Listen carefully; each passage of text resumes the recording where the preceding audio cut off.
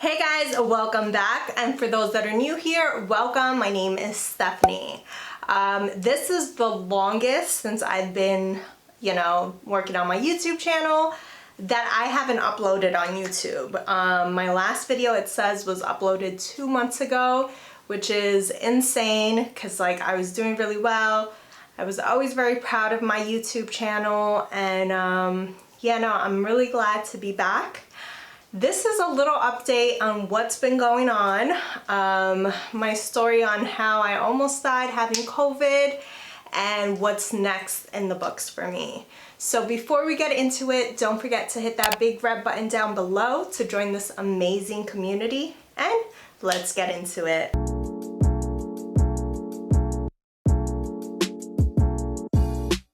Okay guys, so I hope you all had a great summer. I hope you all were safe and healthy. And unfortunately, my summer was cut short. September especially, the beginning of fall was supposed to be like my big month. I had my birthday, I had my 1 year for my clothing brand, and I wanted to drop my fall's collection for my men's and women. But unfortunately, I did get COVID. And I didn't get it just a little cough here and there. I got the worst of it, and because of that, everything kind of blew up and wasn't able to be done. I'm grateful to be alive, and I am happy that I am here, but trying to get back into my regular, normal, everyday routine, it has been very difficult. So if any of you have had COVID, please comment down below and tell me your story. Tell me if you got it really bad, if you got the worst end of it, or if you know someone that got it as bad as I'm about to tell you. On August 3rd, I tested positive. I felt like I got hit by a bus. My whole body was aching. I had a fever, and then during the day I was cold. At night I had really bad cold sweats, so I actually went to the emergency room, and at this point my sister was positive, and my boyfriend and my brother. So we all had it, and we all quarantined in my house because of my grandmother. We didn't go to my mom's house. My siblings, they live with my mom. So because of my grandmother, even though she's vaccinated, we didn't want to expose her to this because God forbid, we don't know how she would react.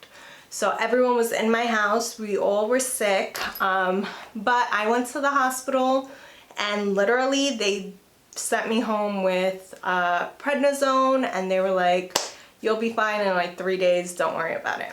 So I was like, okay, fine. Then literally it was the next day, and I felt amazing. I felt like I didn't have anything. I was like, wow, these prednisones really work.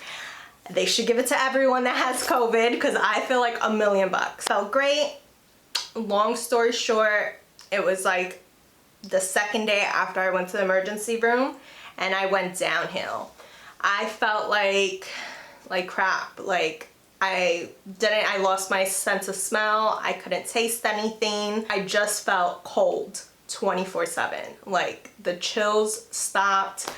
I didn't have any appetite. I couldn't really eat. I was just aching. Going to the bathroom, which was right near my room, was so hard for me. I kept coughing, and I kept saying, I can't breathe. My breathing's so bad. So this was now the 5th or 6th day, and I was like, I have to go to the hospital. My mom, she was calling us, she was freaking out. She was like, you don't look good, go to the hospital now. So I called the ambulance so they could drive me, and the ambulance literally came to my house and told me, I'm sorry, we can't take you to the hospital. There's a 5-hour wait, and since you're COVID positive, we can't have you in the ambulance waiting all that time, and you can't just sit in the emergency room. So then I was like, you know what, let's just drive to the hospital. Why not? Let's see, maybe they'll just let me in.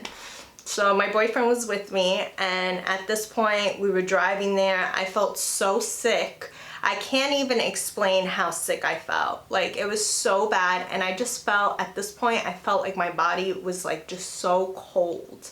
And we got to the hospital, and as soon as we got there, the lady said, yep, there's people here that have been here since this afternoon. It was already nighttime at this point. She was like, it's probably gonna be a 5 or 6 hour wait. So at that point, I was like, you know what, I don't wanna wait. And my mom was on the phone. She said, go to another hospital, which is an hour and a half away. It's more into Pennsylvania, Allentown. I don't know if you guys know where that is. She said, go there, they'll probably take you right away. So at this point, I kind of wanted to come home. I'm not gonna lie. I was like so ill, and to be in the car that long, I was like, I really don't feel like driving. Like, maybe once I get home and drink some more tea, I'll be okay. But thank God I didn't listen to that side of my brain, and we just went to Lehigh Valley. Literally we get there, and within 10 minutes they checked my temperature. I was 105.3, and they took me and they told Nick, you can't go, unfortunately she's COVID positive, we don't allow guests. And they brought me right to the back. I was in that room that night, and I couldn't, like, I kept coughing, I kept telling them my chest hurts. They tested me. Turns out not only did I have COVID, but I also had pneumonia on top of that. And it was getting worse. My fever wasn't breaking. So like, I had no sleep that day. They were trying everything, and my heart rate was like really, really high. For me, just laying down, my heart rate was at 101, I believe it was. And it was just because I guess I was so anxious and like nervous. So they were like, it's okay, like, you gotta relax. But I was like, I don't feel good, like something's not right, you know? So then the next day, literally they brought me upstairs to a room, and they told me I'm gonna stay a few days. So at this point, walking around, I couldn't breathe. Like, I kept coughing.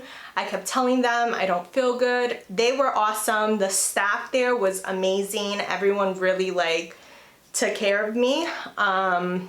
It was so bad that like at some points, like going to the bathroom, coughing, like I felt like I was gonna use the bathroom on myself because I couldn't breathe, and just walking like not even a few feet was so hard for me. Like, when I tell you this was the hardest thing I've ever been through, it was insane. And every time I thought about COVID, I was like, oh, I'm young. If I ever get COVID, I'll be okay. Like, it'll be a little cough, but I'll be all right. I'm a very healthy person, and I never get sick. Like, it's very rare that I get sick. So I thought if I ever got COVID, I'll be all right. 1, 2, 3. It was bad. Like, my appendix burst on my 12th birthday, and that pain that I went through, I thought was the worst pain in my whole entire life. And literally, I would go through that pain 800 times more before I ever want to go through having COVID the way I did ever again. Like, that's how bad it was. So like the 3rd or 4th day in the hospital, I was there for a total of 8 days. I lost track of days at this point. I was getting worse. And the 4th day, it was in the afternoon, it was around 2 o'clock.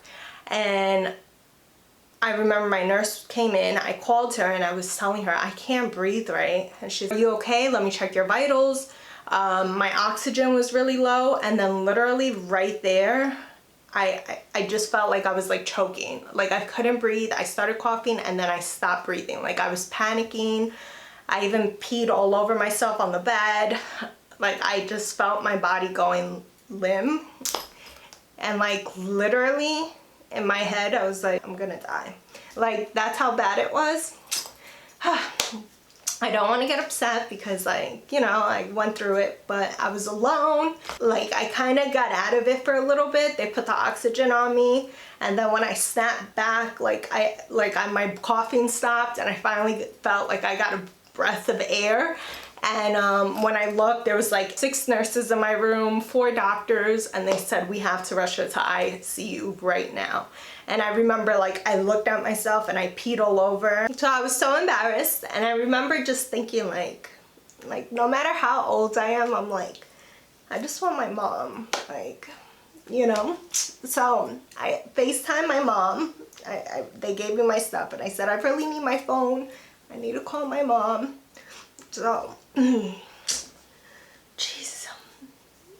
I did not want to get emotional. So I FaceTime my mom and she's like, what's going on? And I'm crying and I'm like, Mom, I couldn't breathe. They're sending me to ICU. And she's like freaking out. And then I get to my room and I'm so emotional at this point. Like, I'm like, I don't know what's going on. They have this big thing on me. I was like, I don't know what's gonna happen to me, you know? And I don't remember the doctor's name. He comes in and he's like, how are you feeling? You know, what you went through is really traumatic. Like, we're here for you. And then my mom, she's on the phone and right away she's like, I don't want her to be incubated, or whatever that is. I think that's what it's called when they put the thing in you. She was like, I know she'll fight it. She's strong. And then I remember the doctor fighting with my mom on FaceTime. And he was like, well, if her heart stops and she doesn't want that, like, there's nothing we can do for her then. And I remember thinking, like, I'm pretty sure I was close to that, you know? And I was like, I started to cry. He was fighting with my mom on FaceTime. Like, when I tell you, it was the worst experience of my life. And then being alone, like, it was horrible. Like I said, I've been through my appendix or whatever. Like my experience with this has been like, was the worst, you know? And I was in ICU for 3 days and they actually did different oxygen treatments on me. They put this big thing on me that was so uncomfortable to the point that sometimes I forgot how to breathe because it was so strong. And literally they were able to reduce it, and within the second day I was on normal oxygen, so thank God for that. And then they brought me to a regular room. So I left ICU. At this point I couldn't walk to the bathroom. My oxygen level went so low, so it was like super embarrassing having to use like the bedpan, and these nurses, like, they wanted to even wipe me. I was like, no, I got it, you know? Like, when I tell you I was at the lowest point, like, I was like, wow, this sucks, you know? But like I said, they took care of me. So I went to a different room, and at this point, this was like the room before I went home.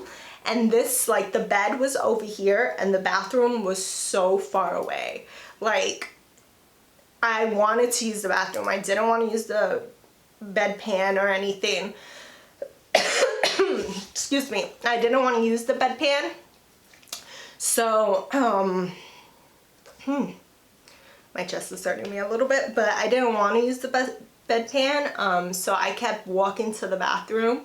And just that walk, it was so far to me. Like, by the time I made it to the toilet, I was so out of air. Like, I had to take a break and then walk back. And when they wanted to take me on a walk, I would dread it because I would just start coughing. So they checked my oxygen. So every time I would walk around, my oxygen actually would go down to 84. So that's why they had to keep me on the oxygen itself, because I couldn't breathe on my own. So then the last day, that morning that I was able to come home, the doctor tested me and he was like, let's just walk you from the bed to the door. And my oxygen still was at 84, and he was like, I don't think I should send you home. And I was like, I'm not gonna get better here. I want to go home. You know, I broke my fever. I was eating, my smell, my senses came back. The only thing was my breathing, my coughing was still bad. So at this point, he told me the only way I can send you home if I send you home with oxygen. So that's where my trusted friend here, this is my travel companion. I still had my oxygen tank, just because, as you see, I do lose like my oxygen. So I was able to come home. I was so happy to be home. So then when I came home, I felt better every day, and now it's October. I was home in August. I can't work out. Anytime I try to do that, I lose my breath really easily. So that's been like getting me a little depressed because I did gain a lot of weight, and but it's okay. I'm actually gonna try to lose weight just walking, so stay tuned for that video. And yeah, I'm getting back to myself. I'm feeling better. The only thing I have to be careful, like I do have to wear my mask out a lot, like even around people, because my doctor said at this point, if I get a cold, that can send me right back to the hospital because my lungs aren't where they're supposed to be still. So yeah, so that is my story on getting COVID. When I tell you it was not good, I still get emotional because I'm like, wow, like I almost died. But thank God I didn't. The doctor literally told me if I was home when I stopped breathing, he said you wouldn't be here today. He said there's absolutely no way you were able to get through that by yourself. And I thank God that I was able to go to the hospital and I was there when it happened, because I wouldn't want the people around me to go through that and God forbid witness that, because I know that would have been very traumatic to them too. But yeah, but I'm alive, I'm here. I'm not 100%, but I'm getting there. I'm trying to stay positive. So I wanted to let you guys know that although I was missing and maybe you guys thought I quit YouTube, I didn't. I'm back to doing this. And I really thank everyone for the prayers and the support. I did a story on Facebook and Instagram, and like the amount of love and prayers, like I was blown away, and reading them in the hospital kind of made me feel better. So you guys really are amazing. And yeah, so that's pretty much my story of COVID. And yeah, so I can't, my chest is hurting a little bit, so this video isn't going to be much longer, but stay tuned because I have a lot of new projects. But I wanted you guys know that I am okay now. It's still road to recovery. They said it's probably going to be 4 to 5 months, so my lungs are like exactly where they should be. So like I said, I'm taking it day by day. But there's a lot of projects coming soon. My clothing brand Zenvi is going to be launching a new collection soon. Everything's just a little bit behind just because of everything that happened. But I'm happy that I am here. COVID is no joke. Like whoever like rants saying it's fake, blah, blah, blah. Like I dealt with it and it's definitely not fake. Like I thought I would be okay if I ever got it and I wasn't. So you don't know if you will be. I've heard so many people even younger than me that have passed away from it, you know. So I am counting my blessings. I feel like I was given another chance, and whatever it was for, I'm gonna live my life to the fullest now once I'm recovered more, you know, because I mean these lungs really can't let me do too much. But I am recovering well. I'm happy that I'm home. So don't forget to give this video a thumbs up and subscribe down below, and I'll see you guys next week. Love you guys. Bye.